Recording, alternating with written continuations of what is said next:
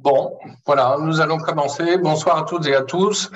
Très heureux de pouvoir animer cette soirée aux côtés de nos deux invités. Barthélémy Courmont, tout d'abord, docteur en sciences politiques, directeur de recherche à l'IRIS et professeur à l'Université catholique de Lille, mais aussi Christine Cabasset, qui est docteur en géographie et ancienne dirigeante adjointe de l'IRASEC à Bangkok. Et cette soirée est l'occasion de présenter pour l'essentiel et autour de cet événement, je le présente d'emblée ici à l'écran, le dernier ouvrage de Barthélémy Courmont qui s'intitule Géopolitique des mondes asiatiques. Et c'est un ouvrage absolument passionnant dans la collection que dirige Pascal Boniface, le directeur donc de l'IRIS. Et c'est une collection assez riche, n'est-ce pas, puisqu'il y a aussi un géopolitique de l'Amérique latine qui fera sans doute l'objet d'une prochaine présentation. D'emblée, je vais poser quelques questions à Barthélémy et je demanderai à Christine Cabasset de rebondir justement sur l'ensemble de ses remarques. Et ensuite, nous passerons évidemment la parole à la salle. Alors cet ouvrage, mon cher Barthélémy, est tout à fait intéressant parce que, comme je te le disais en aparté, cela me rappelle le dessous des cartes de Jean Victor, qui a été pour les plus anciens d'entre nous une émission culte à la télévision, accompagnée souvent d'ouvrages qui présentaient des situations géopolitiques toujours évolutives, bien sûr.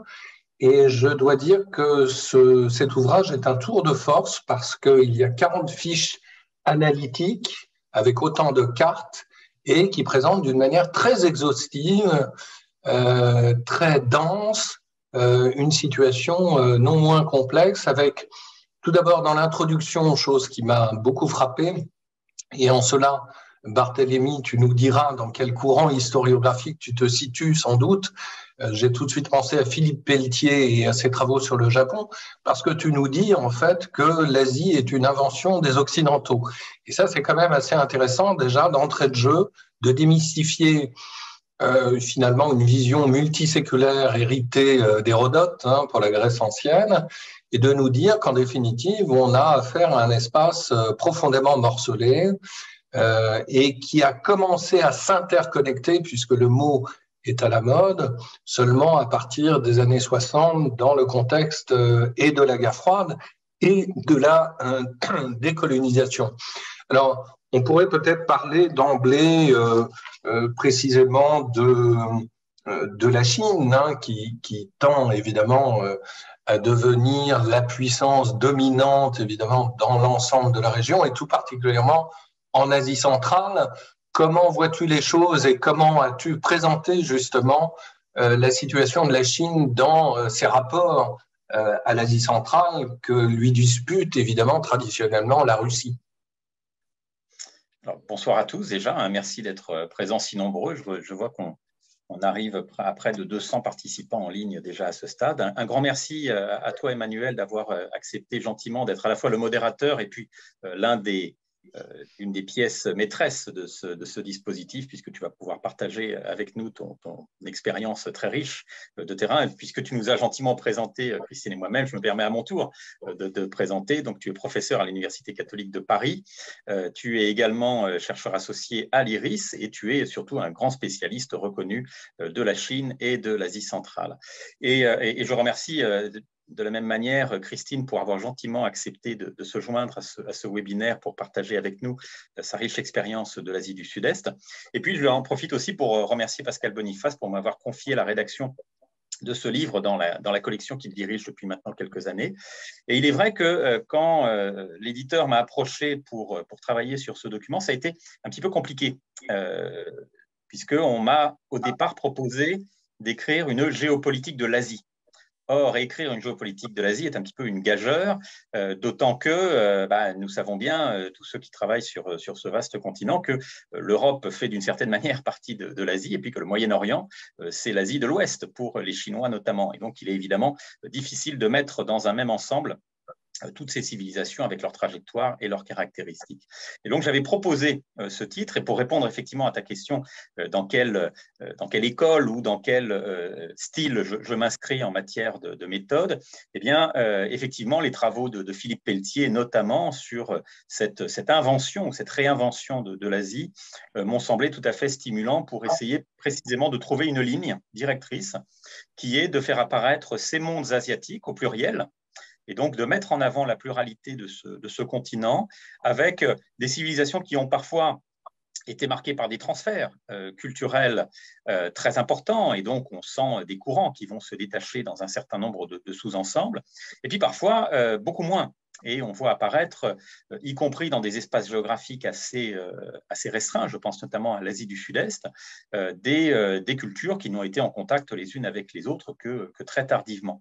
Et donc, je trouvais intéressant de mettre en avant cette pluralité, comme pour expliquer que le regard que nous portons, nous occidentaux, sur l'Asie doit précisément intégrer cette pluralité, sans quoi nous ne pouvons tout simplement pas comprendre les spécificités et les fonctionnements qui sont propres à ces différentes sociétés. Donc, il me semblait vraiment important de mettre l'accent sur cette pluralité. Je le rappelle dans l'introduction, tu as pu le constater peut-être, Emmanuel, s'évertue justement à expliquer un petit peu ce que j'entends par Asie plurielle.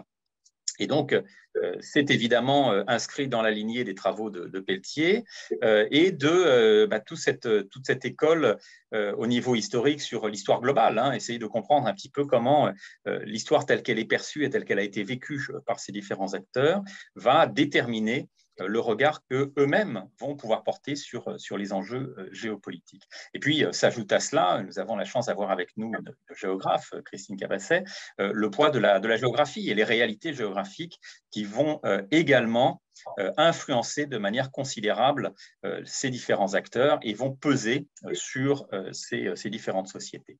Alors, sur la Chine, je tiens à préciser d'abord que ce n'est pas un ouvrage qui traite de la Chine ou de la centralité de la Chine. Les 40 fiches qui sont très formatées, c'est un travail qui est assez difficile à faire, comme vous pouvez l'imaginer, avec les cartes derrière qui ont été très bien réalisées par on a effectivement un certain nombre de pôles qui vont un petit peu se détacher. Et ce qui m'intéressait, c'était de mettre en avant ce que je qualifie d'asiatisme, de tentation et parfois de tentative de mettre en place des synergies communes à échelle de ce continent. On sait que les Européens en ont été les artisans pendant plusieurs siècles, et cette invention de l'Asie, elle est occidentale. On se souvient notamment d'Homère, mais sans aller aussi loin, tout simplement des découvreurs puis colonisateurs qui ont imposé leur propre vision et leur propre dimension dans cet espace. Donc, ils ont joué un rôle important. Et puis, tout cela est ensuite réapproprié par les sociétés asiatiques elles-mêmes, qui vont effectivement s'efforcer, parfois l'une après l'autre, de mettre en place un certain nombre de systèmes, à la fois de pensée et de valeurs, qui dépassent un petit peu les frontières nationales et même les frontières civilisationnelles. Je pense à ce qu'on appelait la Pax Mongolica, au XIIIe et XIVe siècle surtout, et puis beaucoup plus près de nous, l'asiatisme japonais, tel qu'il s'exprime dans cette colonisation brutale du Japon à partir de la fin du XIXe siècle. Et aujourd'hui, effectivement, la place de la Chine, avec une question qui est celle de l'hégémon chinois. Est-ce que la Chine a vocation et volonté à devenir un hégémon à échelle asiatique? Et on retrouve effectivement cette idée selon laquelle, puisque l'Asie n'existe pas tout à fait, il convient de l'inventer d'une certaine manière, et les sociétés asiatiques elles-mêmes vont chercher à inventer ou réinventer cette Asie à leur profit. Et donc, dans le cas de la Chine, et tu évoques le cas de l'Asie centrale qui est tout à fait intéressant, parce que parler d'eurasiatisme, c'est forcément s'intéresser à l'Asie centrale, c'est la confrontation avec la Russie, ou les efforts de la Russie en vue de créer aussi cet asiatisme qui va être au cœur de la pensée russe. Et donc, on va trouver dans cet espace un certain nombre de tentations du côté chinois de mettre en place des systèmes à la fois économiques mais aussi culturels permettant tout simplement d'asseoir une forme de domination. Donc le cas de l'Asie centrale est tout à fait intéressant sur ce point. On pourrait aussi parler de l'Inde à échelle de son sous-continent indien, hein, ce qu'on appelle plus communément aujourd'hui l'Asie du Sud. Et donc on retrouve comme ça, selon les différentes Asies auxquelles nous avons affaire, des grands pôles de puissance qui vont essayer de jouer un rôle de premier plan. Parfait, très intéressant. Et justement, je demanderai à Christine Cabasset de rebondir par rapport à ce commentaire de Barthélemy Courmont, et notamment par carte interposée. Est-ce que, selon vous, la configuration de l'Asie centrale trouve un symétrique à travers celle de l'Asie du Sud-Est, par les enjeux de puissance, les rivalités, l'extraordinaire diversité, hétérogénéité culturelle et même religieuse, Christine?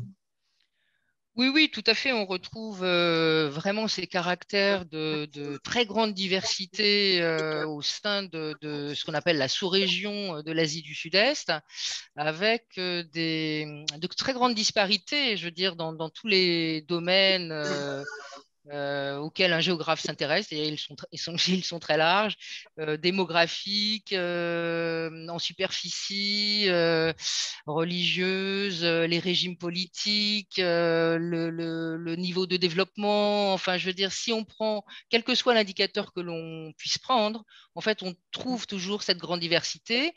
Juste pour remettre d'ailleurs quelques chiffres en perspective, hein, en termes de population, on a 400 000 habitants au Brunei, qui est donc le pays le moins peuplé de cet ensemble, à 275 millions d'habitants pour l'Indonésie. Bon, toute ces diversités d'ailleurs, hein, ces disparités sont très bien notées dans le livre de Barthélemy Courmont. Sur le plan spatial, c'est pareil. On a 700 km² pour Singapour, pour quasiment 2 millions de kilomètres carrés pour l'archipel indonésien à nouveau. De très grandes disparités économiques, c'est évident, avec plus de 70 000 dollars par habitant, dollars américains par habitant pour Singapour. Contre 2000, moins de 2000 d'ailleurs, moins de 2000 dollars par habitant au Cambodge et au Myanmar. Voilà, et on pourrait multiplier en fait les exemples, et c'est vrai que la pluralité est quelque chose, est un fait certain sur la région.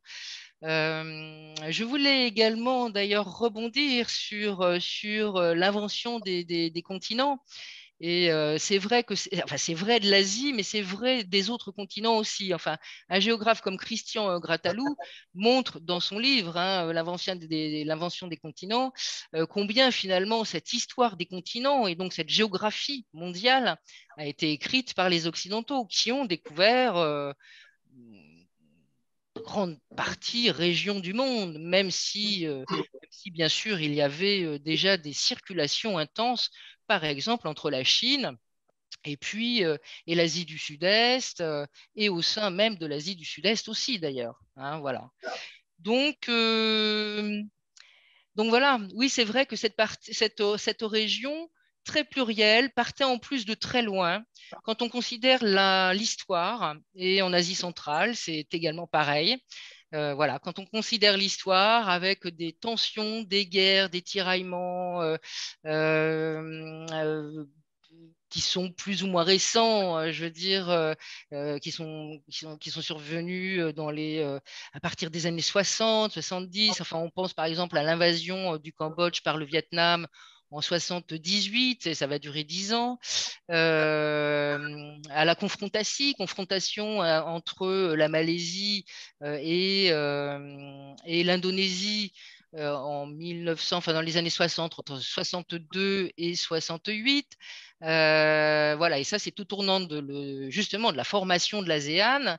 Voilà, donc c'est vrai que ces pays partaient de loin, en termes politiques également et de relations internationales.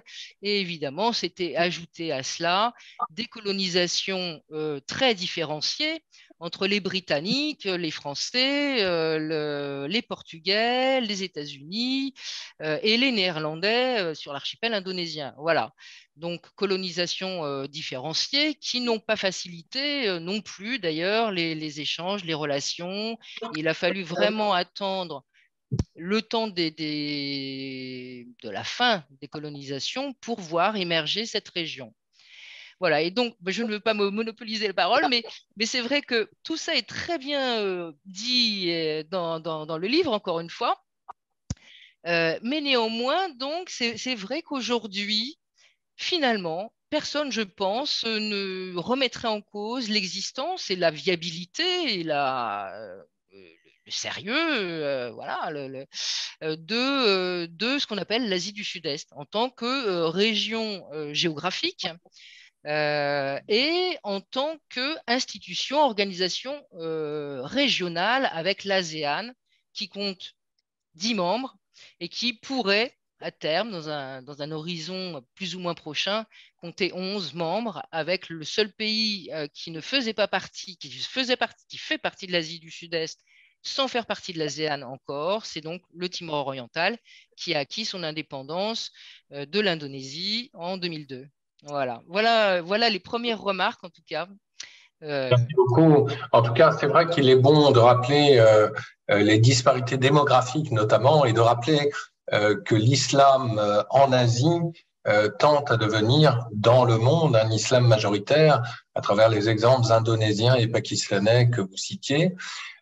Il est intéressant aussi de rappeler effectivement les très grands décalages quant à l'accès de ces différents pays à la décolonisation et de ce point de vue-là aussi l'antériorité de l'Indonésie qui, rappelons-le, a été le premier pays de l'Asie à s'affranchir de la tutelle coloniale néerlandaise pour ensuite, et ce n'est pas le fait du hasard, en 1955, organiser la conférence de Bandung, donc la conférence des non-alignés.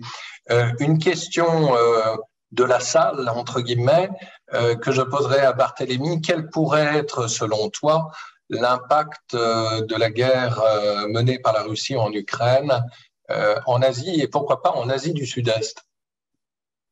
Alors, c'est intéressant parce que cette question fait un petit peu écho à ce que disait Christine Cabasset à l'instant sur le regard que nous, occidentaux, avons pu porter sur l'ensemble des continents. Et donc, l'Asie, de fait, ne fait partie que d'un ensemble beaucoup plus large dans lequel on va retrouver notamment le continent africain ou l'Amérique. Et ce processus un petit peu de renversement des rapports de force qui se traduit dans les faits par une forme de désoccidentalisation avec une influence moins forte de l'Occident et donc aussi du regard que l'Occident a pu porter sur ces différents ensembles. Et ça se retrouve dans cette guerre menée par la Russie en Ukraine qui, bien évidemment, impacte très fortement ces sociétés asiatiques. Alors, il se trouve que grâce à la réouverture des frontières, il y a maintenant quelques mois seulement en Asie, j'ai eu la chance de pouvoir y retourner enfin après ces longues pauses très frustrantes pour tous ceux qui apprécient beaucoup cette région. Et j'ai eu l'occasion de me rendre notamment en Corée du Sud en août dernier et plus récemment en novembre en Inde pour une série de conférences.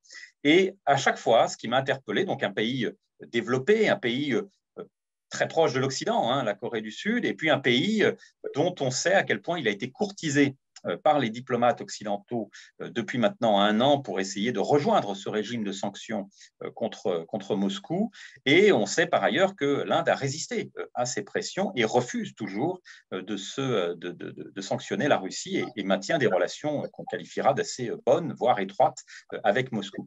Et dans les deux cas, malgré donc ces différences très fortes, hein, à la fois politiques, démographiques, hein, là c'est inutile d'élaborer là-dessus dans le cas de l'Inde, mais également en matière de développement et de positionnement par rapport à l'Occident, eh bien on retrouvait les mêmes critiques très fortes vis-à-vis de cet Occident un petit peu donneur de leçons, qui pratique une forme de 2 poids 2 mesures et qui surtout ne tient pas compte, selon les Coréens comme les Indiens que j'ai pu rencontrer, et j'ai eu l'occasion de rencontrer notamment de nombreux étudiants, donc c'est intéressant de voir le regard des étudiants sur ces questions.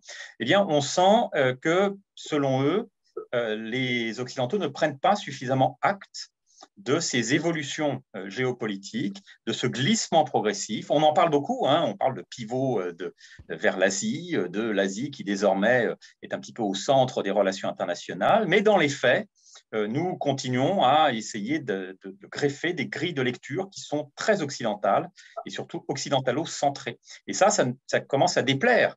On sait que ça déplaît à certains pays qui n'hésitent pas à brandir cet étendard un petit peu anti-occidental depuis maintenant quelques années, c'est le cas de la Chine, mais on retrouve également, et c'est beaucoup plus inquiétant peut-être pour nous occidentaux, ce type de positionnement dans des pays qui nous sont plutôt favorables, qui nous sont d'une certaine manière acquis, et où malgré tout on va un petit peu s'agacer de ce type de positionnement. Donc voilà, la guerre en Ukraine, c'est une guerre entre occidentaux, pour ces sociétés asiatiques. Et ça, c'est important de le rappeler. Hein. Ce n'est pas une guerre entre le bien et le mal ou entre deux systèmes qui s'affrontent. Non, c'est une guerre entre occidentaux. Ont-ils raison, ont-ils tort? Je ne suis pas là pour porter un jugement, bien évidemment, mais c'est le regard qu'on va retrouver de manière assez nette sur ce point.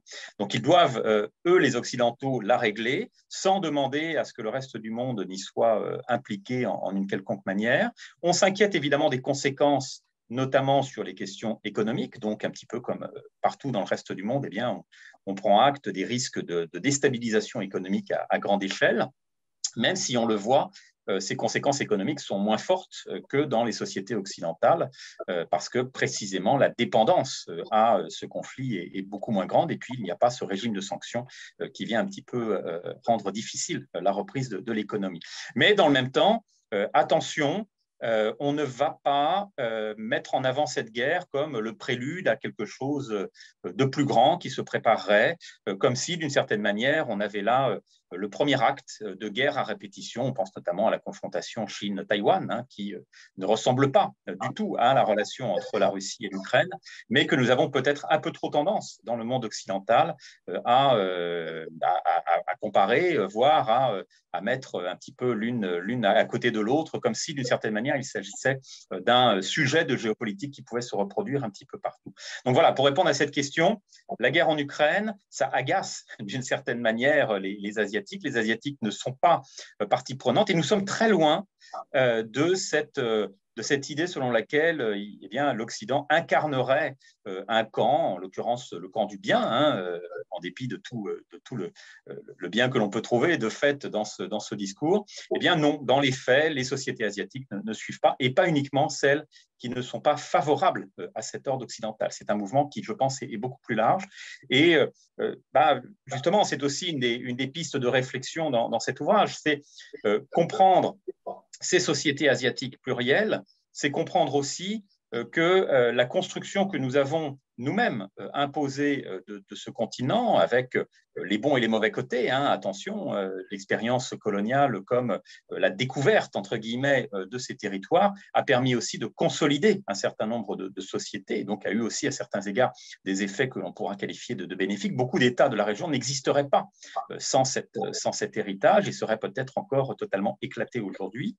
Mais malgré tout, on voit un détachement de plus en plus net par rapport à cette vision occidentalo-centrée et des critiques qui sont de plus en plus fortes. Et la guerre en Ukraine ne fait finalement qu'amplifier un phénomène de fond.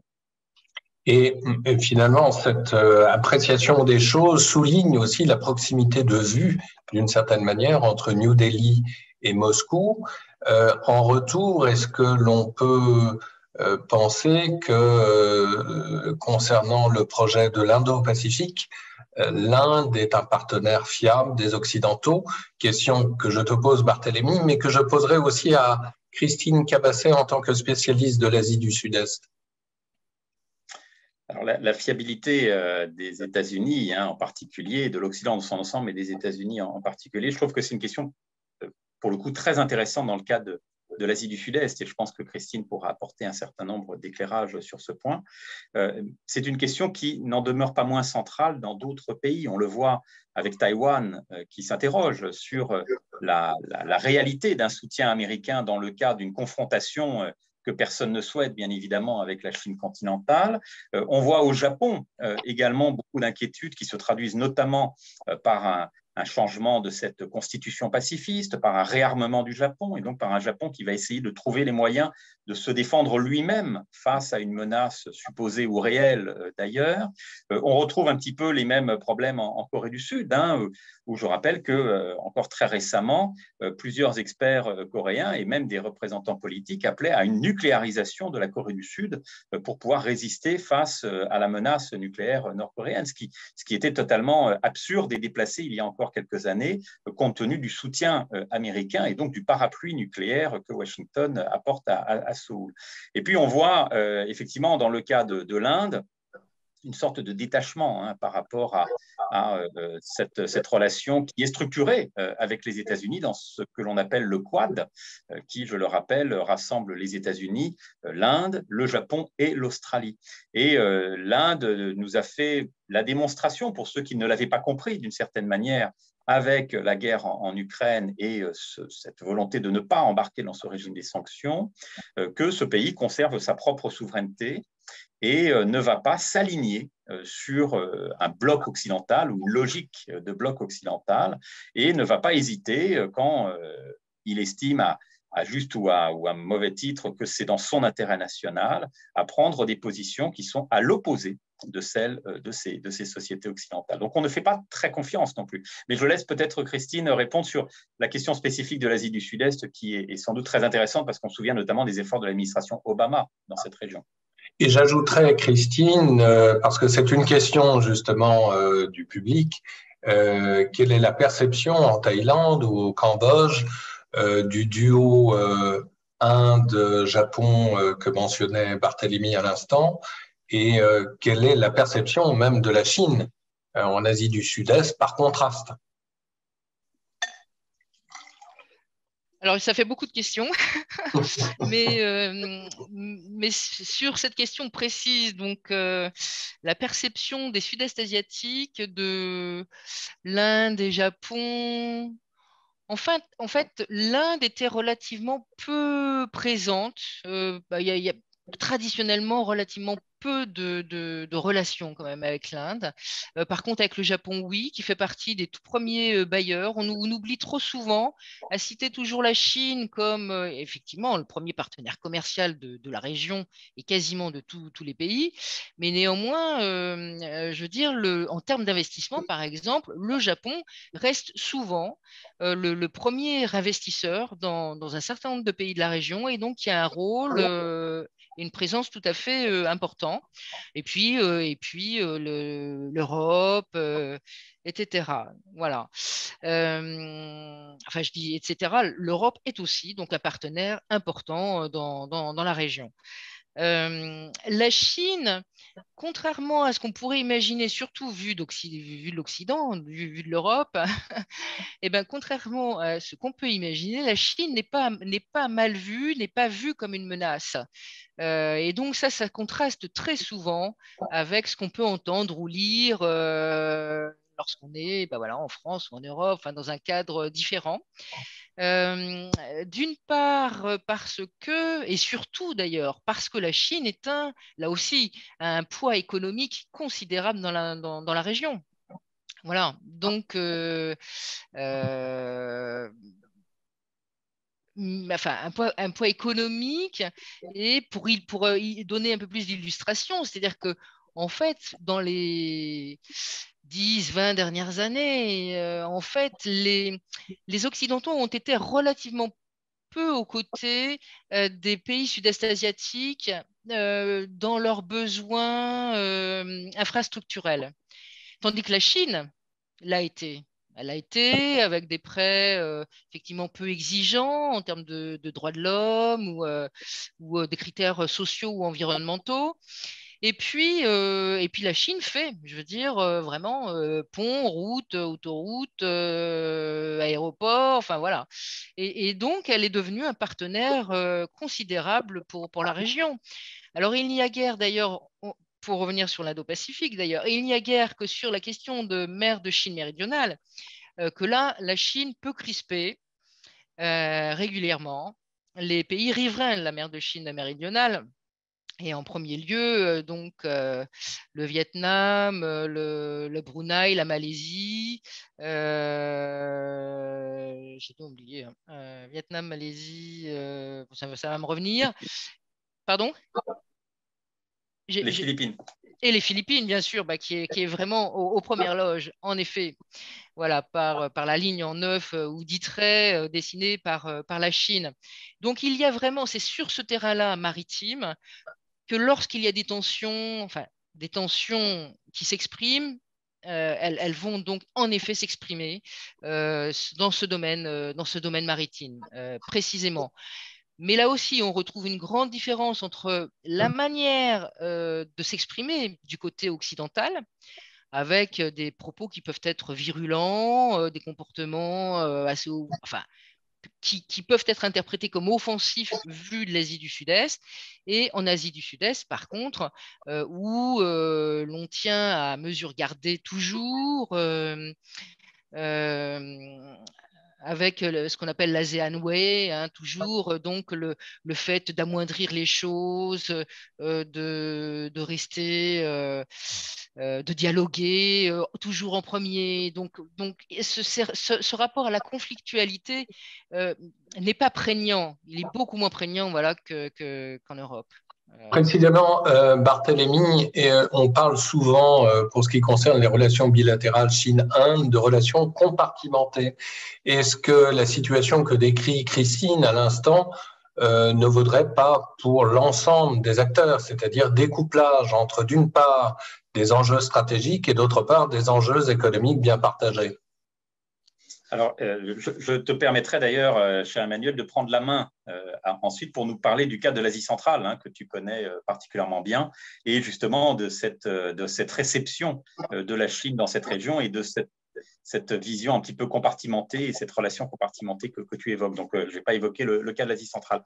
Mais effectivement, ce que dit Christine est très juste sur ces perceptions qui sont très pragmatiques d'une certaine manière. C'est-à-dire qu'on peut avoir même dans le cas de sociétés qui ont un certain nombre d'inquiétudes, parce que si les perceptions ne sont pas globalement mauvaises de la Chine dans son environnement régional, la montée en puissance chinoise suscite malgré tout de très profondes inquiétudes qui sont liées à la fois à la dépendance économique, hein, et peut-être politique qui l'accompagne, et puis dans certains cas un risque d'acculturation, hein, et Christine connaît bien des pays comme le Laos où ce sont des questions qui sont très importantes. On va le retrouver aussi dans les pays voisins, dans tous les pays voisins, hein, donc Myanmar ou Birmanie, Laos et puis le Vietnam.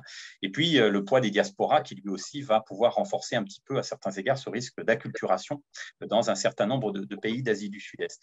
Mais on va retrouver voilà, cette idée selon laquelle on peut être très inquiet de cette montée en puissance chinoise, mais malgré tout en voir aussi les bons côtés, et c'est ce que Christine évoquait, donc le développement, les perspectives de croissance qui sont exceptionnelles, et encore une fois, il n'y a pas vraiment d'alternative. Les Occidentaux n'ont pas proposé l'alternative, le Japon reste un acteur très présent, la Corée du Sud l'est aujourd'hui pas mal, l'Inde est un petit peu plus présente que par le passé, Taïwan commence à s'intéresser beaucoup à la zone, mais malgré tout, la Chine reste le partenaire privilégié, et on ne peut pas se passer d'une certaine manière de la relation avec la Chine. Et puis, dans le même temps, on va être inquiet, on va parfois être virulent contre la Chine. Donc, le cas du Vietnam, des Philippines, dans les différents mers de Chine méridionale sont tout à fait éclairants de ce point de vue. Dans le cas de l'Inde, eh bien, c'est la même chose, mais à plus grande échelle, j'ai envie de dire. Et c'est très intéressant parce qu'il y a eu beaucoup de travaux au cours des 2 dernières décennies sur la relation entre l'Inde et la Chine. Alors, certains nous disent qu'on a une compétition, une rivalité de puissance à grande échelle, et cette rivalité est en plus exacerbée par la nature des 2 régimes, comme si cela était une confrontation entre la démocratie et l'autoritarisme. Et puis on a d'autres travaux qui, à l'inverse et à l'autre opposé, nous décrivent une Chine-India, donc une espèce d'union de ces 2 mastodontes démographiques, je rappelle 1,4 milliard d'habitants chacun, comme si ces 2 pays avaient vocation à être ensemble et à écraser d'une certaine manière le monde ensemble. Bon, soyons clairs, la réalité, c'est ni l'un ni l'autre, elle est entre les 2, parce qu'elle est justement compartimentée et les relations vont être tantôt très positives, très bonnes, notamment en matière de projets d'investissement. L'exemple du Myanmar est tout à fait intéressant. Hein. On a la communauté internationale, comme on l'appelle, donc les pays occidentaux qui se sont détournés du Myanmar depuis le coup d'État il y a maintenant tout juste 2 ans. Et puis la Chine et l'Inde restent, eux, très présents dans ce pays et sont engagés dans une multitude de projets en commun qui ont vocation à faire de ce pays une forme de passerelle entre l'Inde et la Chine. On va retrouver également, rappelons-le, depuis 2015, l'Inde qui va rejoindre, avec le Pakistan d'ailleurs, l'Organisation de coopération de Shanghai, dans laquelle se trouvent à l'origine la Chine, la Russie et plusieurs pays d'Asie centrale. Et donc là aussi, on sent qu'on est plus dans une atmosphère de coopération, d'échange et, je dirais, de pragmatisme quant à ces trajectoires de développement. Et puis, dans le même temps, l'Inde a son propre projet de puissance, sa propre stratégie de puissance. Cette stratégie est, d'une certaine manière, en opposition à celle de la Chine, et l'asiatisme indien, hein, qui n'est pas encore véritablement en place, on va dire, ou qui en tout cas n'a pas pris encore son envol de manière très, très forte, est évidemment une compétition de cet asiatisme chinois. Et donc, on va trouver, voilà, forme de rivalité qui va se retrouver dans une multitude de points qui sont la relation que l'on va entretenir avec tel ou tel pays, ou bien évidemment la relation avec le Pakistan, hein, qui est un petit peu le poil à gratter de l'Inde, agité désormais par la Chine. Donc voilà, c'est un petit peu la même chose, hein, que dans le cas de l'Asie du Sud-Est, mais avec évidemment ce rapport de force qui n'est pas le même. Et je te laisse la main, Emmanuel, peut-être pour nous décrire la situation en Asie centrale, hein, qui me semble tout à fait intéressante. Merci beaucoup. Ce que j'observe pour l'Asie centrale, c'est un événement sans doute structurant pour les années à venir. C'est l'impact du sommet de l'Organisation de coopération de Shanghai qui a eu lieu le 16 septembre dernier à Samarcande, deuxième ville de l'Ouzbékistan, et qui est très intéressant parce que il a vu déjà s'esquisser peut-être une rivalité naissante entre Moscou et Pékin. Et en même temps, le rappel extrêmement ambivalent de ce duopole sino-russe, de son intérêt clairement partagé de lutter contre l'Occident d'une manière générale et de créer un nouvel ordre international. C'est ça qui est tout à fait intéressant, c'est cette simultanéité même d'une conflictualité naissante entre les deux partenaires, peut-être, et en tout cas partenaires qui font bloc d'un point de vue rhétorique, en tout cas contre l'Occident. C'est ça que je trouve tout à fait intéressant. Et ce qui n'a pas échappé à la plupart des États de l'Asie centrale, c'est le fait que la Chine, manifestement, commence à avoir le leadership dans l'ensemble de la région, c'est-à-dire que pour la Russie, c'est assez catastrophique. Il faut bien le comprendre de cette manière-là. L'Asie centrale est évidemment située dans le précaré russe. Donc, la Russie, comme on le sait, a de très nombreuses bases militaires dans la région, des gardes-frontières également dans les régions qui séparent l'Afghanistan du Turkménistan. Et donc, si la Russie était marginalisée de l'Asie centrale au profit de la Chine, eh bien, la Russie perdrait tout simplement son statut de grande puissance internationale. L'Asie centrale, c'est vraiment très important pour la Russie, y compris sur le plan culturel, etc. Donc, c'est assez intéressant de voir qu'il y a une dynamique à l'œuvre qui, pour le moment, semble largement profiter à Pékin aux dépens des intérêts russes, même si, et je réponds indirectement à une question qui a été posée par le public, même si d'autres acteurs régionaux essayent bien sûr de profiter de cette relative vacuité. Je pense tout particulièrement à la Turquie d'Erdogan, qui essaye de s'immiscer précisément dans la région, comme elle a toujours essayé de le faire depuis les indépendances en 1991, sachant que la région, sur le plan géographique, comprend aussi le Pakistan, hein, qui est un pays que l'Occident dénigre totalement, alors que l'ensemble de ces pays, y compris donc la Turquie, considère précisément le Pakistan comme un acteur majeur. Et en retour, on le voit bien, il y a des logiques de revers et des alliances de revers qui se nouent. L'Inde essaye de s'appuyer sur l'Iran, notamment, pour essayer de pénétrer en Asie centrale et pour damer le pion, évidemment, à son grand rival pakistanais et la Chine. Voilà. Donc, c'est effectivement le retour à une sorte de great game, comme celui que l'on peut observer, je suppose, ma chère Christine, en Asie du Sud-Est, et notamment aux Philippines. Peut-être faudrait-il dire un mot justement sur la situation aux Philippines. Ça nous est posé par le public également. J'ai le souvenir dans les 40 fiches que Barthélemy Courmont, dans cet ouvrage génial que je vous incite fortement à lire, Géopolitique des mondes asiatiques, il est question précisément des Philippines, qui sont un enjeu pour les États-Unis, bien sûr, mais un enjeu pour la lutte contre le terrorisme djihadiste aussi. Est-ce que l'un comme l'autre, vous pourriez nous en parler? Christine, peut-être, honneur aux dames. Oui, en effet, oui, oui, les Philippines sont depuis toujours à l'avant-poste de cette lutte, mais c'est vrai qu'il y a eu quand même des relations distendues, enfin ambivalentes et en tout cas distendues lors de la présidence du président, enfin de la présidence Duterte.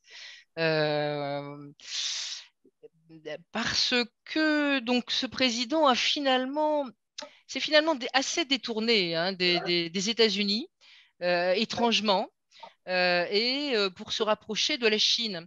Si bien que, et là je fais juste une aparté, mais parce que c'est pas lié à la religion, mais c'est lié à la mer de Chine méridionale, si bien que le cas que les Philippines avaient porté à la cour, le cours d'arbitrage à La Haye en 2016 contre les revendications territoriales de la Chine en mer de Chine méridionale, eh bien, donc, les Philippines ont remporté, ont gagné cet arbitrage, mais qu'en fait, les Philippines valorisent seulement maintenant, et en fait, Duterte a commencé à valoriser ce phénomène vraiment en fin de mandat. Voilà.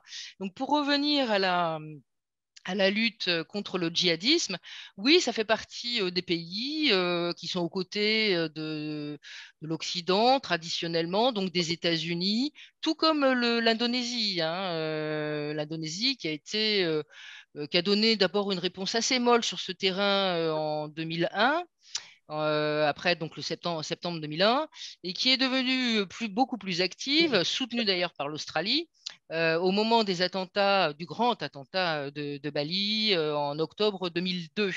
Voilà, et qui a fait plus de 200 morts.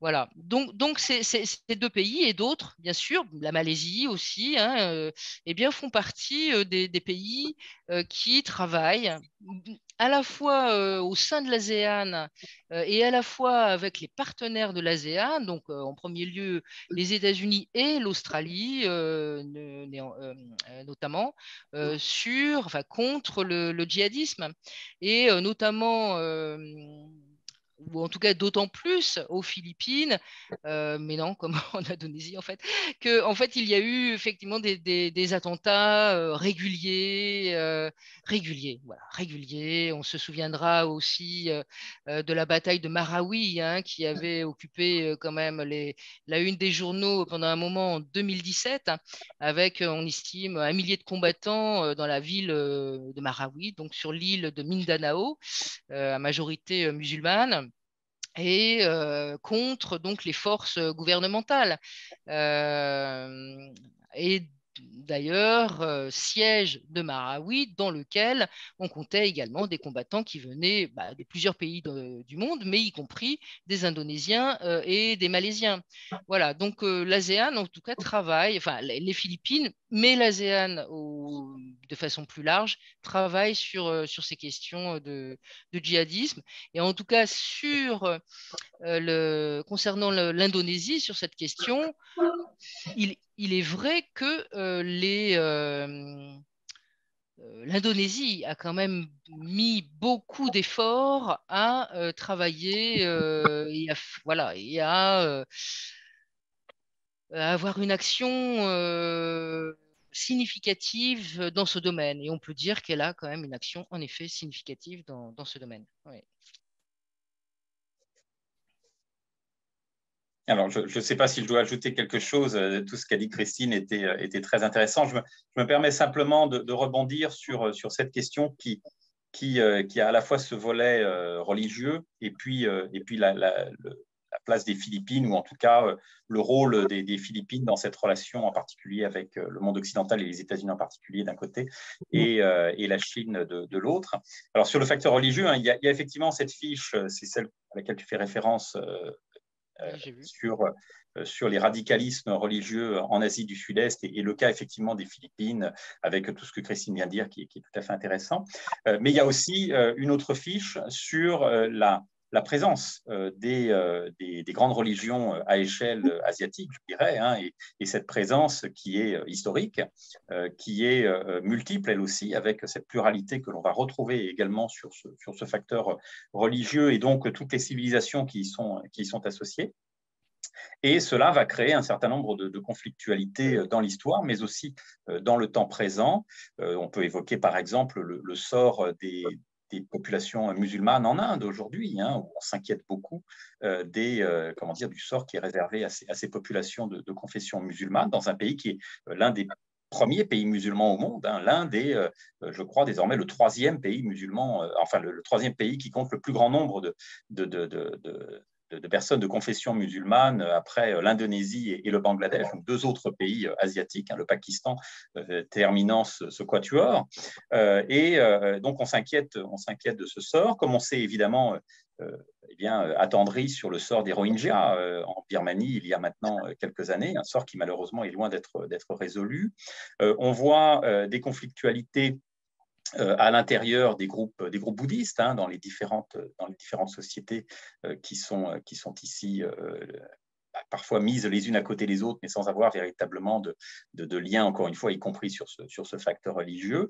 Et puis, on voit effectivement des présences de radicalisme religieux, de toute confession d'ailleurs, avec notamment cet exemple donc, de ce radicalisme islamiste, qui me semblait intéressant parce qu'il s'inscrit dans une dynamique, je dirais, très internationale et pas uniquement locale, avec notamment l'allégeance qui va être prêtée à des groupes comme Daesh. Et donc, on va retrouver finalement sur ce sol asiatique des tendances qui sont à échelle globale. Donc, c'est quelque chose de tout à fait intéressant. Le terrorisme transnational, hein, Christine évoquait tout à l'heure les attentats en Indonésie, et notamment celui de Bali en 2002.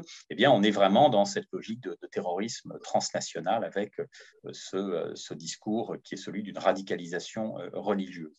Donc, il y a les deux aspects qui me semblent intéressants sur cela, donc à la fois la trajectoire historique et puis le temps présent. Et puis, dans le cas des Philippines, hein, moi, ce que je trouve intéressant, parce qu'on parle un petit peu des Philippines ce soir, c'est que justement, on en parle assez peu. C'est un pays qui compte quand même plus de 100 millions d'habitants. Hein. C'est le deuxième pays le plus peuplé de l'ASEAN après ce géant indonésien. Donc, c'est un pays qui a une force en matière de population absolument phénoménale aujourd'hui. C'est un pays qui est important dans l'ASEAN, avec notamment le siège de la Banque asiatique de développement depuis 1965 à Manille, et puis une trajectoire qui est tout à fait singulière, hein, avec cette présence espagnole, puis américaine, et puis ensuite l'indépendance, des présidents qui sont restés célèbres comment dire, pour des raisons positives ou au contraire un petit peu moins. Je pense notamment à Marcos père, ou effectivement plus près de nous, Duterte. Et on a un pays qui me semble tout à fait intéressant dans justement ce rapport entre la Chine et les États-Unis. Et ce que disait Christine était très intéressant sur la présidence de Duterte, qui va faire un petit peu un écart, hein, par rapport à cet ancrage auprès des États-Unis. On se souvient, hein, de ces sorties assez violentes contre Barack Obama à l'époque et contre les États-Unis au sens large, pour aller se rapprocher d'une certaine manière de Pékin. Et puis on voit le même président eh bien, parfois revenir un petit peu à des intentions, je dirais, plus proches de l'Occident, très critiques de la Chine. Il avait plus tard évoqué à un moment le risque d'une guerre contre la Chine si la Chine continuait de revendiquer des territoires qu'il estime être philippins en mer de Chine méridionale. Et donc, on voit derrière ces positionnements qui peuvent sembler à certains égards schizophréniques, eh bien, la réalité des Philippines, la réalité de cette société qui a besoin de la Chine, comme quasiment tous les pays qui sont dans le voisinage de la Chine. Donc, on ne peut pas tourner le dos de manière catégorique à la Chine. Donc, on va, dans le même temps, avoir besoin, d'une certaine manière, de partenaires extérieurs comme les États-Unis ou les pays occidentaux. On va donc répondre à ces appels occidentaux, la stratégie du pivot d'Obama, aujourd'hui l'Indo-Pacifique de Trump puis Biden, et puis tant d'autres pays, y compris d'ailleurs la France, parce que c'est un moyen d'exister, c'est un moyen aussi de disposer de leviers dans ces négociations, notamment avec la Chine. Pour les Philippines, avoir une présence américaine et un partenariat avec les États-Unis eh bien, permet de se protéger tout simplement face à un risque de dépendance trop grande vis-à-vis de Pékin. Et donc, on voit comment les puissances extérieures sont utilisées, si je peux m'exprimer ainsi, par les acteurs locaux, par les acteurs régionaux, pour servir leur propre stratégie. Le cas des Philippines me semble tout à fait intéressant. Le cas du Vietnam est assez intéressant aussi à cet égard. Et puis, tu évoquais tout à l'heure le cas des pays d'Asie centrale. On retrouve un petit peu la même chose, où on va mettre en avant aujourd'hui en Asie centrale ce lien historique et culturel avec la Russie, et notamment la langue, pour un peu mieux se protéger d'une certaine manière de la Chine, dont on reconnaît par ailleurs la présence de plus en plus prononcée, et donc une dépendance qui est de facto acceptée. Dans ce livre, je le rappelle à toutes et à tous, absolument génial, qui est constitué de cartes et de commentaires extrêmement concis sur un certain état du monde et la géopolitique de l'Asie par Barthélemy Courmont, il y a dans les dernières fiches, je me souviens, des explications très claires sur l'Indo-Pacifique européen et français. Comment est perçu précisément le projet Indo-Pacifique, le Global Gateway européen, mais aussi la France en tant que puissance asiatique, comme tu le rappelles dans ton livre? Alors, comme on le sait, beaucoup d'acteurs à la fois dans la région et à l'international se sont embarqués dans ces stratégies indo-pacifiques qui deviennent un petit peu cette nouvelle grammaire aujourd'hui des relations internationales. Tout le monde veut en être d'une certaine manière. Récemment, la République tchèque a publié une stratégie indo-pacifique, ce qui peut sembler quand même assez curieux de la part d'un pays qui, je le rappelle, n'a pas le moindre accès à la mer, qui est enclavé au cœur de l'Europe, mais qui a aussi une stratégie indo-pacifique comme d'autres pays européens et comme l'Union européenne qui elle-même a cette stratégie de Global Gateway, comme tu l'as signalé. Alors, ce qui est intéressant, c'est qu'on constate dans ces différentes stratégies un contenu qui est très différent. En fait, chaque stratégie indo-pacifique nous dit beaucoup des intérêts et des moyens de mettre en avant ces intérêts par les acteurs qui sont concernés. Et on voit par exemple que dans le cas des États-Unis, sans caricaturer, cette stratégie indo-pacifique est avant tout anti-chinoise, ou a vocation à essayer de contenir à la fois politiquement, stratégiquement, mais aussi économiquement, la Chine et les intérêts de la Chine. On va retrouver un petit peu la même approche du côté du Japon, où là aussi, très clairement, le Japon, qui est inquiet de cette montée en puissance chinoise, va chercher à s'appuyer sur un certain nombre de partenaires pour essayer de contenir un petit peu cette pression, tout en étant lui-même, on parlait tout à l'heure du pragmatisme dans différentes sociétés, tout en étant lui-même très pragmatique. Je rappelle par exemple que le Japon a rejoint, aux côtés de la Chine, le Regional Comprehensive Economic Partnership, le RCEP, il y a maintenant un peu plus de 2 ans, et donc est associé lui aussi à la Chine. Et donc on voit des pays qui sont plutôt anti-chinois. Et puis, à l'autre bout, on voit des pays qui mettent en avant plutôt la coopération à la fois économique, mais aussi sociétale, culturelle même, avec des questions environnementales qui sont aussi au cœur de ces stratégies. Et là, je pense notamment à la stratégie française qui fait état, s'est rapporté dans un certain nombre de documents, et notamment un rapport du Sénat qui a été rendu public sur ce point, qui fait état d'une troisième voie L'idée, c'est justement d'éviter de faire que cet Indo-Pacifique mette en place une nouvelle forme de bipolarité dans cet espace désormais très convoité, et donc refuse le principe d'un positionnement, voire d'un alignement sur l'un ou l'autre des acteurs, en l'occurrence les États-Unis, puisqu'on imagine difficilement, et c'est pour eux sans doute, la France s'aligner sur la Chine. Et donc l'idée, c'est de mettre en avant cette troisième voie. Il se trouve que cette troisième voie, elle est beaucoup plus appréciée, ou en tout cas populaire, auprès des principaux intéressés. Je pense que Christine pourra en dire quelque chose, notamment dans le cas de l'Indonésie. Mais ça vaut, et je pense que c'est un petit peu l'objet de notre propos jusqu'à maintenant, pour la grande majorité des sociétés d'Asie du Sud-Est. Et ça vaut aussi pour d'autres acteurs, je pense notamment à la Corée du Sud, qui a publié en décembre dernier sa propre stratégie Indo-Pacifique, qui fait mention de la troisième voie et qui s'aligne d'une certaine manière sur cette vision française de refuser une logique de bloc. Je rappelle que le principal partenaire économique et commercial de la Corée du Sud, c'est la Chine, avec laquelle elle entretient des relations que je qualifierais de plutôt positives, voire même assez bonnes.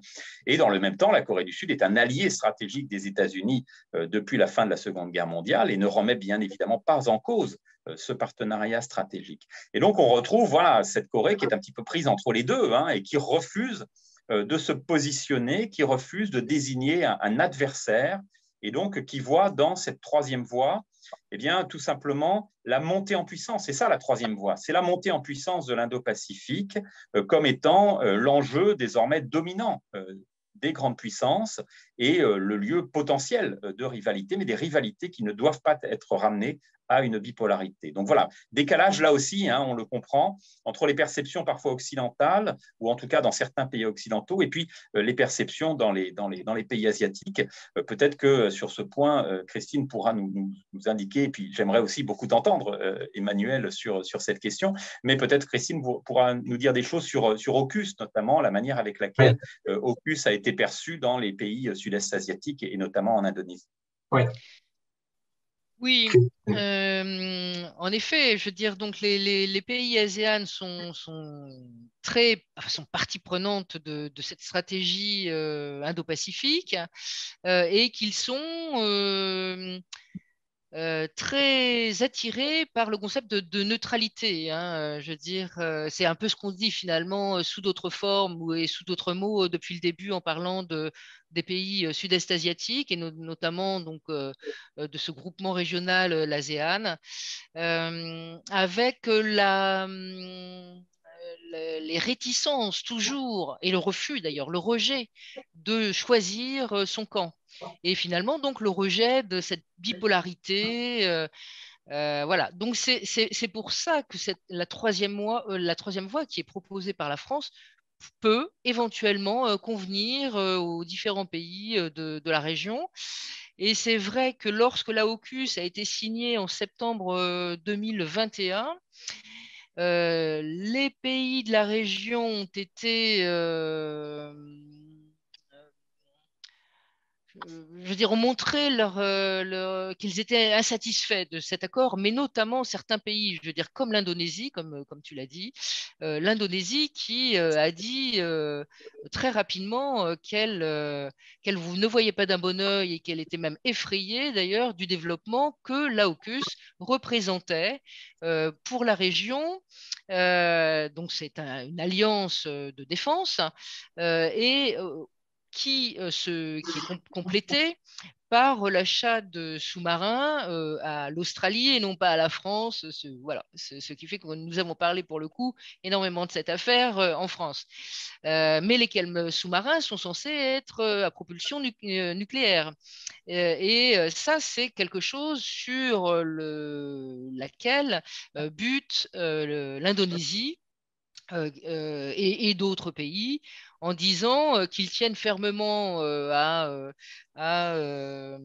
leur statut de zone non nucléarisée et que d'avoir dans l'environnement, le voisinage immédiat évidemment de l'Indonésie comme du Timor oriental, l'Indonésie est vraiment très proche, l'Australie je dirais est très proche, et d'avoir dans ce voisinage immédiat une Australie possédant donc des sous-marins nucléaire, eh bien pour eux, pour ces pays de la région, représente un risque. Ceci dit, petit bémol, et c'est vrai que c'est une caractéristique que l'on retrouve très régulièrement dans la région, c'est cette difficulté de parler d'une seule voix. C'est-à-dire que l'ASEAN s'est relativement peu exprimé ou dans des termes tout à fait mesurés, très mesurés. Et puis ensuite, donc, ce sont les pays et donc les États qui se sont exprimés sur cette question, avec donc des pays comme l'Indonésie et la Malaisie qui étaient plutôt sur la même ligne, hein, et donc plutôt enclins d'ailleurs, effectivement, plutôt attirés par la troisième voie. Et puis des pays comme les Philippines et Singapour qui se sont dit finalement intéressés par cette nouvelle alliance à AUKUS qui ramenait à nouveau, enfin qui était un des éléments qui ramenait les États-Unis dans la région. Voilà. Mais alors ça peut être aussi dit sur un mode diplomatique et avec des objectifs diplomatiques. Voilà. Mais cette troisième voie est en effet voilà, est en effet une voie attractive, a priori, théoriquement, pour l'Asie du Sud-Est, mais qui est une région, vous l'aurez compris, bon, qui a du mal à se prononcer aussi parfois clairement sur différents sujets. Je dirais, pour faire écho à ce que vous disiez à l'instant, Christine, et pour ce qui concerne l'Asie centrale, que l'Asie centrale est l'angle mort de la diplomatie européenne, hein. C'est ça qui est tout à fait surprenant, c'est que on a un désintérêt relatif. Il faut tout de même nuancer les choses, c'est-à-dire que évidemment les Européens, comme tous, sont intéressés par les richesses pétrolières, gazières de la région. Mais d'une manière générale, il n'y a pas les investissements escomptés, et ce, en dépit, et encore récemment, de manifestations très claires allant dans le sens d'une coopération notamment bilatérale entre les pays locomotives de la région, je pense au Kazakhstan et à l'Ouzbékistan, et la France. Les dirigeants de ces pays respectifs se sont rendus il y a quelques semaines en visite à Paris pour rencontrer le président Emmanuel Macron.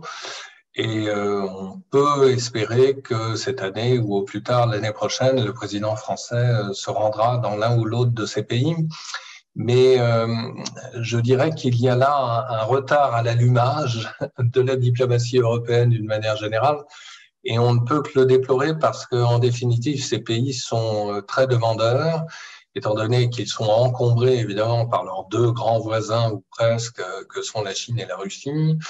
Mais aussi l'Iran, ne pas l'oublier, hein, et au moment même où nous avons ces échanges, le président iranien Raïssi se rend à Pékin où il va débarquer dans quelques heures, si ce n'est déjà fait.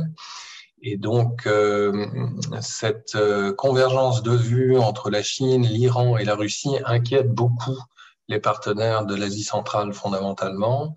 Et surtout le poids grandissant, toujours potentiellement possible, de l'Iran dans la région, qui peut être considéré comme nocif et à juste titre, d'autant que l'Iran, et c'est là tout le paradoxe de ce pays, qui est en pleine révolte hein, de son opinion, ne s'en voit pas moins rehaussé dans son prestige par rapport à ses principaux partenaires et notamment la Chine.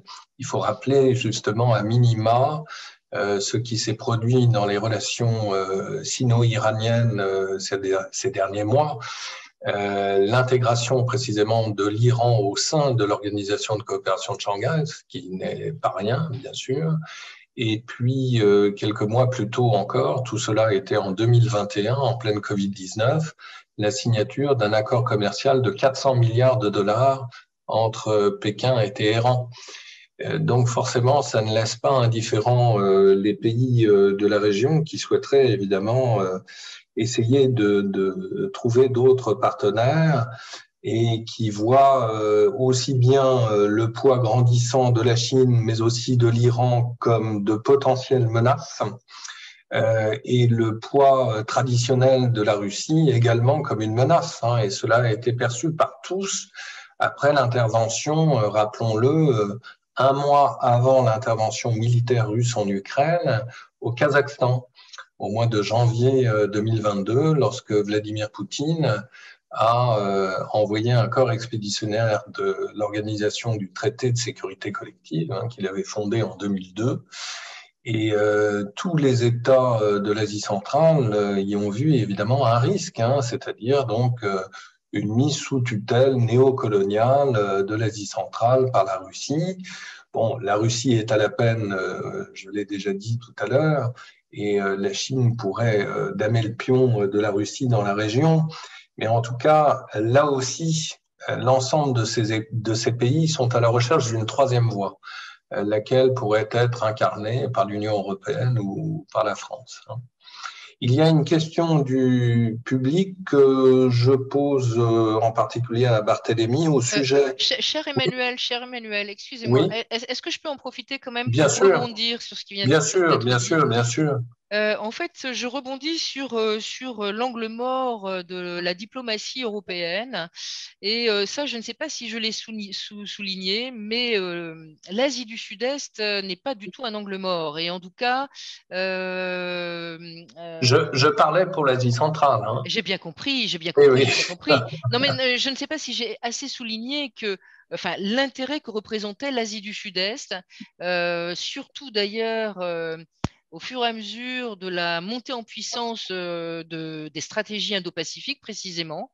La centralité de l'ASEAN, c'est quelque chose qu'on entend depuis longtemps, mais on voit bien tout de même, là, je dirais, dans la dernière décennie, que c'est une région qui véritablement a pris une place. En effet, en Indo-Pacifique, mais pour différentes raisons, donc à la fois maritime et puis considérant d'autres intérêts également, bah, énergétiques, etc. Et puis effectivement, maritime, ressoulignons-le, c'est une région maritime, une grande région maritime. Les flux, les 2 tiers du pétrole et du gaz, enfin donc des hydrocarbures et du gaz mondiaux passent par le détroit de Malacca. Donc c'est une grande région économique. Et c'est une région donc qui présente beaucoup d'intérêts stratégiques également. Et ça s'est renforcé. Et je voulais, voilà, c'est quelque chose que vraiment je voulais souligner. Et on a bien vu d'ailleurs en 2022, c'est-à-dire il y a peu de temps, en novembre 2022, on a eu une succession de sommets là, organisés dans la région et qui ont été, on peut dire, au crédit, au bénéfice de la région. Il y a eu donc le sommet de l'ASEAN à Phnom Penh, le G20 à Bali, en Indonésie, et l'APEC à Bangkok. Et on a vu quand même un certain nombre de chefs d'État se déplacer dans la région et avec d'ailleurs en marge de ces sommets une foule de réunions et d'autres sommets qui ont montré, je trouve, qui ont vraiment illustré l'intérêt de cette région pour l'Europe. Pas que d'ailleurs, pas que du tout, mais également pour l'Europe. Voilà. Merci. Pardon. Donc, une question posée par le public et qui abonde dans le sens de toutes ces remarques, et notamment celle de Christine, au sujet de l'annonce faite récemment de la co-construction d'un avion de chasse de nouvelle génération, l'avion Tempest, à la fois par les Italiens, les Britanniques et les Japonais.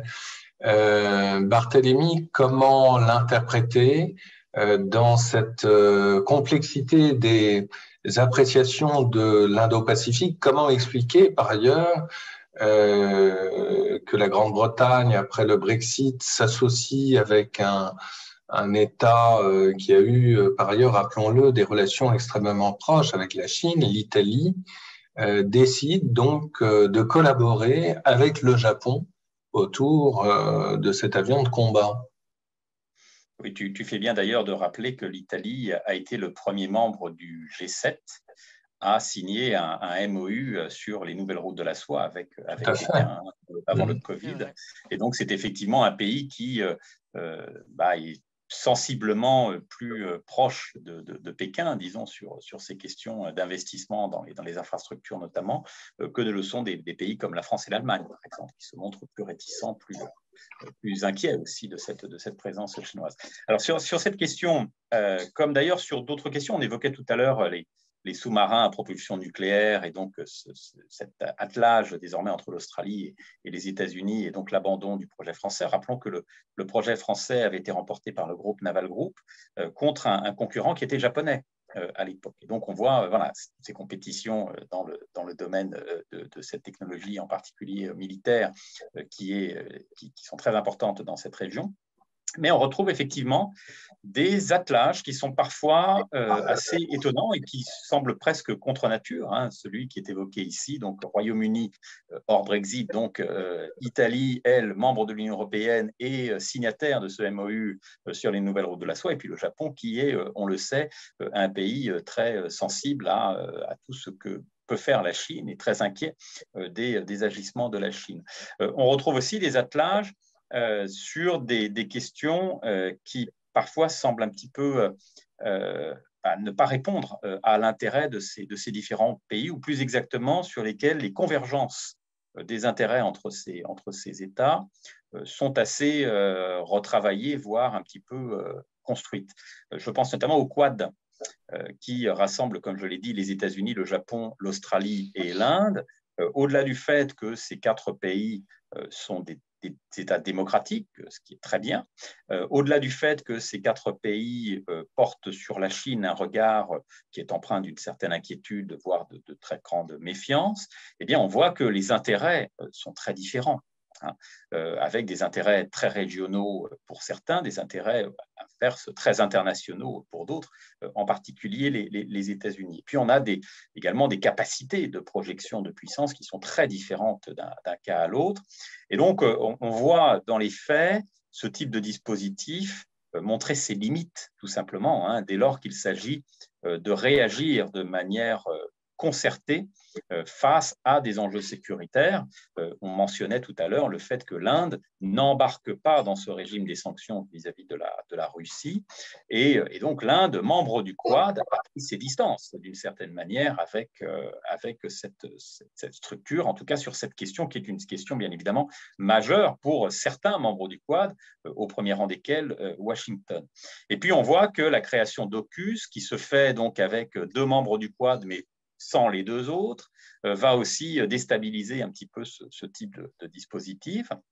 On voit que les acheminements d'armes, selon les pays, font appel à des fournisseurs très différents. Le principal fournisseur d'armes en Inde, c'est la Russie, ce ne sont pas les États-Unis. Donc là aussi, quid de la place de l'Inde dans le Quad? Est-ce que vraiment on est sur quelque chose qui ressemble à une forme de partenariat militaire abouti, ou est-ce que c'est simplement quelques convergences d'intérêts qui peuvent justifier cela? Et ça, c'est propre à ces sociétés asiatiques. On y revient à ce propos finalement initial, avec ces disparités qui sont très fortes, et donc cette culture un petit peu du compromis qui va se retrouver dans une multitude de cas. Culture du compromis qui, soit dit en passant, est plutôt positive parce qu'elle évite malgré tout des conflictualités à grande échelle. Donc, il faut quand même louer aussi la capacité des acteurs asiatiques à éviter de tomber dans des logiques de confrontation permanente, comme malheureusement on le relève ici en Europe. Donc, on a ce côté qui est positif, mais effectivement, culture du compromis qui nous semble parfois un petit peu illisible parce qu'on s'interroge sur des partenariats qui sont à échelle variable et qui sont, on le disait tout à l'heure, très compartimentés selon effectivement les différents cas de figure. Merci beaucoup. 2 questions. La première pour Christine Cabasset, l'autre pour Barthélemy Courmont. Christine, on nous pose la question, quels sont très concrètement les partenariats établis entre les différents membres de l'Union européenne et les pays de l'ASEAN? Et deuxième question pour Barthélemy. On sait bien que les nouvelles routes de la soie, depuis leur lancement officiel en 2013, ont donné en quelque sorte le là concernant la grammaire des relations internationales. Est-ce que celles-ci ne vont pas être marginalisées, et ce au profit du projet tous azimuts et très complexe, comme l'un et l'autre vous l'avez détaillé, de l'Indo-Pacifique? Christine.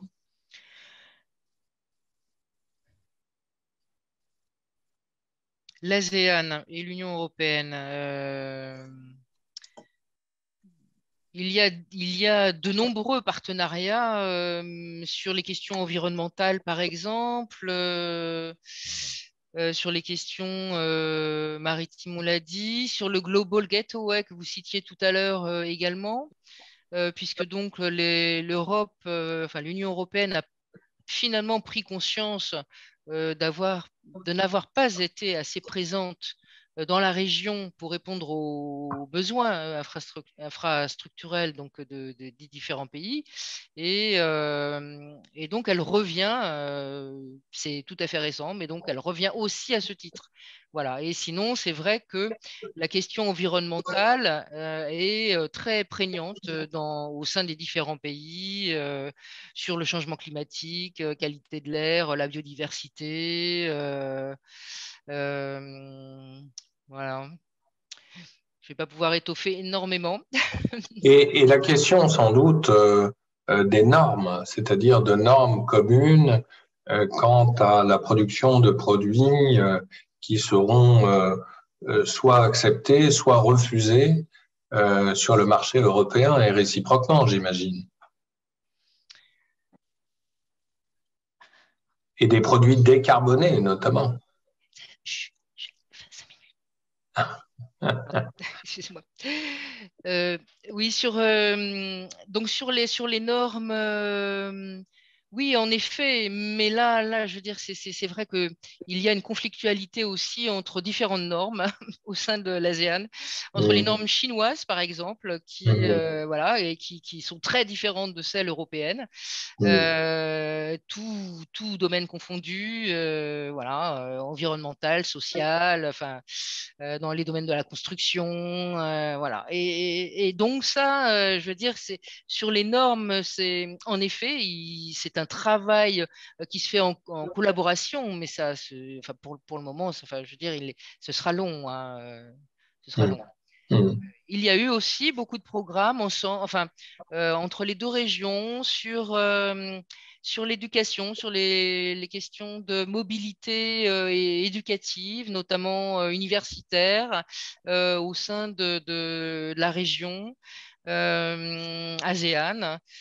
Et puis selon les périodes, mais c'est vrai qu'il y a une tradition aussi qui remonte au moins, je veux dire, à la présidence de Mahathir Mohamad, donc effectivement ça remonte les années 80, je dirais, entre les deux régions pour que les deux régions puissent confronter finalement leur mode de développement institutionnel, hein, voilà, puisqu'en fait, c'est quand même la principale région assez voilà, cohérente et finalement qui s'est révélée assez solide au long de ces 50, 60 dernières années, enfin depuis 1967.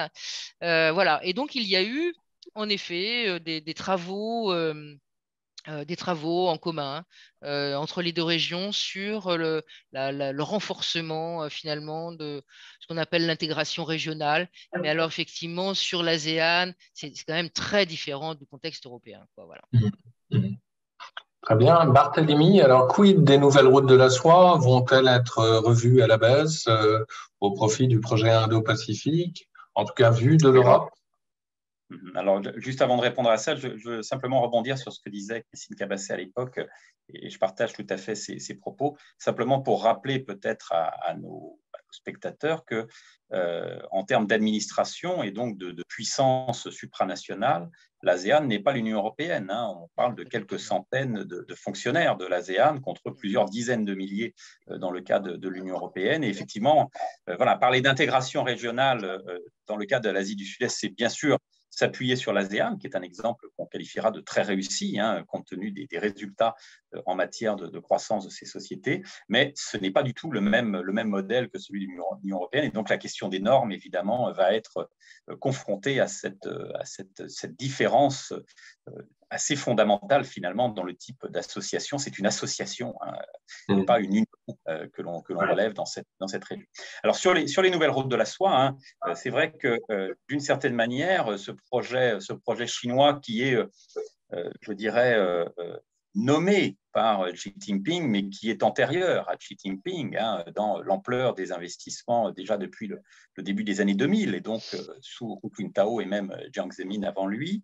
Donc ce projet des nouvelles routes de la soie, ou cette Belt and Road Initiative, comme on l'appelle aussi, est d'une certaine manière l'Indo-Pacifique chinois, ou la stratégie Indo-Pacifique chinois. On retrouve finalement derrière un petit peu la même volonté de créer des relations plus étroites, avec un volet économique qui est bien évidemment le plus important, et c'est la force des investissements chinois qui en est le moteur, et plusieurs mécanismes aussi qui se mettent en place. Je pense notamment à la création de la Banque asiatique d'investissement dans les infrastructures en 2015, qui va permettre donc un certain nombre de prêts octroyés à de très nombreux pays, en particulier en Asie.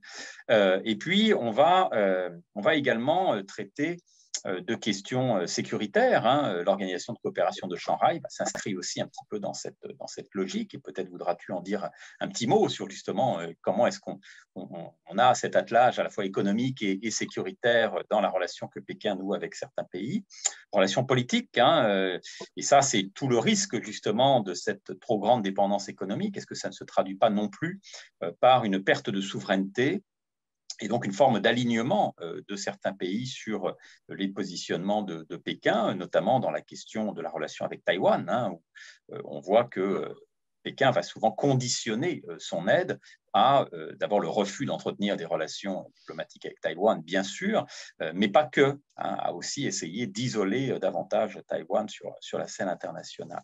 Et donc on a ce type de fonctionnement, on voit que c'est beaucoup plus que de l'économique, et de fait, on a pu en parler, l'Indo-Pacifique, c'est également pas uniquement de l'économique, puisque au départ, ce n'est même pas économique, c'est plutôt stratégique. Donc, on est sur une opposition de méthode, et une opposition qui est assez géographique à certains égards. J'ai envie de dire que si sans comparer non plus et sans se risquer à des comparaisons douteuses, c'est un petit peu le Heartland contre le Rimland. On retrouve un petit peu cette confrontation de deux manières de concevoir le monde, et une forme de domination, ou en tout cas une volonté de structurer un petit peu le monde. Mais on peut voir de fait dans l'Indo-Pacifique une réponse à ces initiatives chinoises, en particulier dans l'Indo-Pacifique américain, puisqu'on est vraiment sur quelque chose qui cherche à répondre à cette nouvelle route de la soie. Alors, la question précise, c'est est-ce que c'est mort? Est-ce que ça appartient au passé? C'est avalé un petit peu par l'Indo-Pacifique, ou est-ce que ça va rebondir? Les faits sont têtus. On voit que la Chine n'a pas abandonné ses projets, et que si certains ont été abandonnés parce qu'ils n'étaient pas rentables et ils ne répondent plus aujourd'hui aux intérêts immédiats de Pékin, donc il y a des ajustements tout simplement qui sont opérés. Le principe, lui, reste toujours très présent. Tu évoquais d'ailleurs tout à l'heure, Emmanuel, les très importants investissements en Iran de la part de la Chine. L'Asie centrale est évidemment ciblée. Et puis rappelons que dans le cas de l'Asie du Sud-Est, on a aussi ces corridors, avec notamment l'ouverture, il y a maintenant à peu près un an, du premier train au Laos, qui relie le Laos et la capitale Vientiane à la Chine, avec ensuite vocation à aller plus loin et donc descendre jusqu'à Singapour. Donc on est sur des logiques qui existent encore, qui vont être repensées, peut-être parfois ramener un petit peu à la baisse parce que la croissance chinoise ne permet plus de nourrir des projets pharaoniques comme ça dans tous les sens, mais malgré tout, on est sur une logique qui va être respectée et qui va sans doute s'inscrire dans la durée. Donc l'Indo-Pacifique ne doit pas nous faire oublier les nouvelles routes de la soie, qui restent aussi une grammaire des relations internationales, ou l'autre grammaire des relations internationales contemporaines. Je pense que tu as raison. Effectivement, certains corridors qui ont été percés à l'initiative des Chinois, on pense au corridor sino-birman, mais aussi à son symétrique en quelque sorte sino-pakistanais, vont rester pérennes parce que c'est une réponse évidemment au dilemme de Malacca. Et de ce point de vue-là aussi, les faits sont têtus, il y a un déterminisme géographique et on voit mal effectivement Xi Jinping ou son successeur revenir sur ces fondamentaux. Et encore une fois, c'est vrai que tout cela va demeurer, mais va se transformer, je dirais, à la chinoise, sachant que les institutions existantes et créées par la Chine, on pense à l'Organisation de coopération de Shanghai que tu as mentionnée, créée en 2001, représente aujourd'hui tout de même 45% de la population mondiale. Mais ce gigantisme montre également ses limites, paradoxalement. C'est-à-dire qu'on peut y voir en son sein des rivalités entre Moscou et Pékin, et ce, depuis au moins 2017, quand précisément la Chine a décidé de soutenir la candidature du Pakistan, tandis que la Russie, fidèle à son partenariat historique, soutenait l'Inde rivale. C'est quand même assez intéressant. Et donc, l'Organisation de coopération de Shanghai n'échappe pas à la règle. C'est un champ de force de ces rivalités, y compris sino-russes. Et le très grand paradoxe de cette organisation, c'est que sur le plan sécuritaire, bien sûr, ce qui tient lieu de charte de la dite organisation prévoit une coopération dans le domaine policier. Et les Ouïghours, évidemment, en font les frais quotidiennement, bien sûr. Mais à la différence de l'OTAN ou de l'organisation du traité de sécurité collective créé par les Russes en 2002, l'OCS n'a aucune force de projection.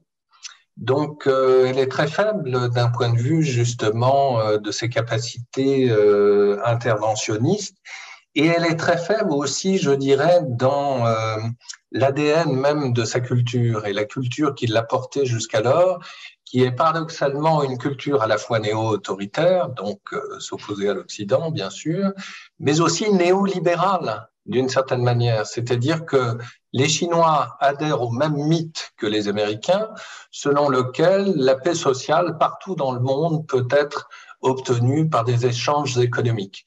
La réponse est non, et la réponse, on le voit pratiquement tous les jours au Pakistan ou en Asie centrale, où l'opinion est précisément de plus en plus sinophobe, de plus en plus opposée à la Chine. Donc, c'est assez intéressant, et je pense en effet que les nouvelles routes de la soie ne disparaîtront pas de sitôt. En revanche, il est probable effectivement que la Chine se replie sur ces zones prioritaires et périphériques, que ce soit l'Asie centrale ou l'Asie du Sud-Est. Voilà, alors malheureusement, toute bonne chose a une fin, n'est-ce pas? Il est 20h02. Donc, merci infiniment à Christine Cabasset d'avoir co-animé cette session de ce soir. Merci infiniment aussi à Barthélemy Courmont qui vient de commettre, je le rappelle, ce magnifique ouvrage géopolitique des mondes asiatiques dans la collection que dirige Pascal Boniface. Et c'est un ouvrage que vous devez absolument lire pour 18,90 €. Vous aurez là accès sous la forme de clés aux grands enjeux du monde et aux moyens sans doute non pas de les résoudre, mais de comprendre d'une manière absolument intelligente, effectivement, grâce à ces cartes fort bien élaborées et les commentaires qui les accompagnent, un certain état du monde et celui tout particulièrement de l'Asie. Merci beaucoup aussi à l'équipe de l'IRIS et tout particulièrement à Pauline de nous avoir assistés pour la session de ce soir, et plein de bonnes choses évidemment à toutes et à tous. Merci. Merci à tous. Merci et bonne soirée à tout le monde.